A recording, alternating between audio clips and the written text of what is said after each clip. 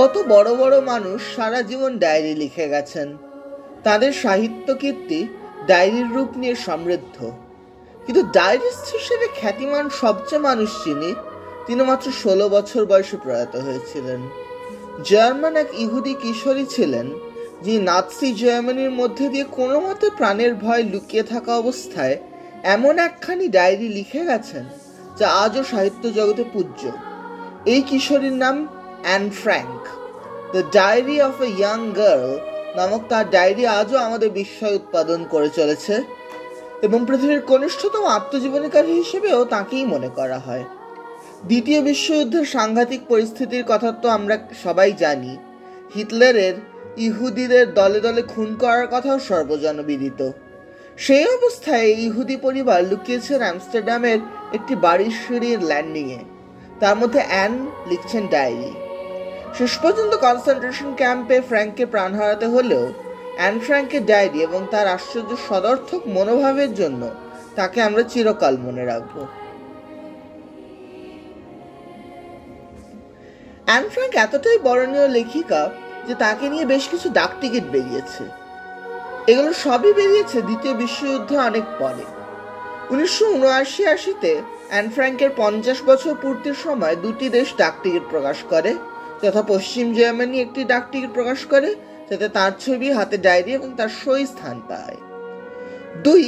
নেদারল্যান্ডসের একটি টিকিট যাতে তার ছবি স্থান করে নেয়।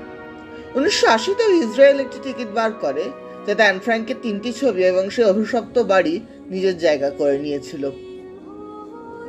1998 অ্যান ফ্র্যাঙ্ক একটি অভূতপূর্ব উপলক্ষে এসেছিলেন ডাক টিকিটে। মন্টসেরাটের একটি ডাক টিকিট যেখানে তাকে famous men and women of the 20th century নামক টিকিটে তাকে দেখতে পাওয়া গেল একটি রঙিন ছবিতে। তার মানে কোন উচ্চতা অ্যান ফ্র্যাঙ্ক নিজেকে নিয়ে গেছেন যে এই তালিকায় সসম্মানে তাকে পাওয়া যাচ্ছে। পরের দুটি ডাক টিকিট গিনি বিসাউয়ের।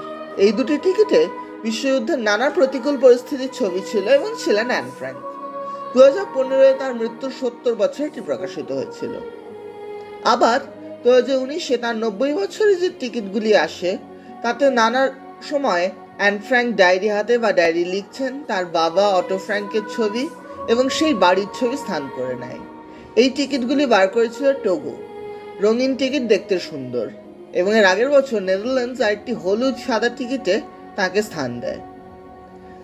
নানা সময় অ্যান ফ্র্যাঙ্কের টিকিটে এসেছে তার ডায়েরির ছবি, তাতে অনেক সময় লেখা কিছু স্থান নেয়, যার মধ্যে একটি হলো একটি জার্মান টিকিট যাতে বলা হয়েছিল কাগজের ধৈর্য মানুষের চেয়ে বেশি।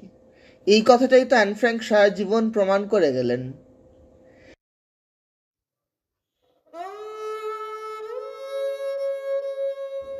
অ্যান ফ্র্যাঙ্কের এই টিকিটগুলি দেখলে শ্রদ্ধা যেমন হয় তেমনই মন খারাপও হয়। ওইটুকু একটি মেয়ের স্মৃতিতে এত শ্রদ্ধা জ্ঞাপন কষ্ট হয় বইকি। কিন্তু সেই সঙ্গে আমরা এই মেসেজটাও পাই যে প্রতিকূল সময় মানুষকে হাসতে হবে, কাজ করে যেতে হবে। এটা ওইটুকু মেয়েটাই এমনভাবে শিখিয়ে গেল যে তার মৃত্যুর প্রায় 80 বছর পরে আমরা তাকে কুর্নিশ জানাতে বাধ্য হই। প্রতিকূল পরিস্থিতিতে হাসতে পারার শক্তি ও সাহসের নাম অ্যান ফ্র্যাঙ্ক।